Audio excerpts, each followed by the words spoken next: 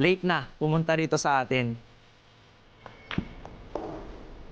So, for some reason, napagawa niya sa iba and napilit, so medyo nasira yung thread niya. Kamusta yung tako mo? Okay po, naayos yung ba't nag-tax. Nag-tax na ako. At least naayos natin, sir, no? Pero ang ganda ng tako niya, Sir Gabriel. Guys, si Sir Gabriel, late na pumunta rito sa atin kasi ang problema niya yung butt plug niya.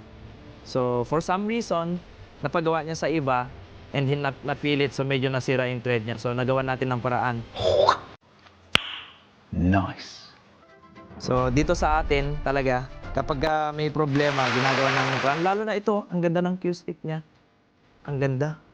Hindi basta-basta, hindi to pang beginner na Q-stick. Naka full carbon siya. Oh. Ganda.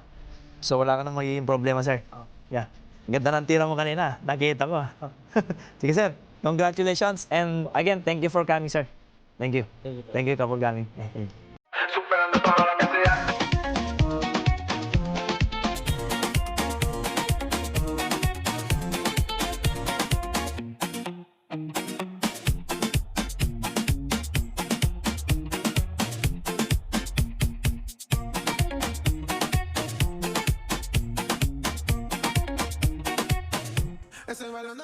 Hirap na hirap siya kasi nasira nung pinagpagawan niya.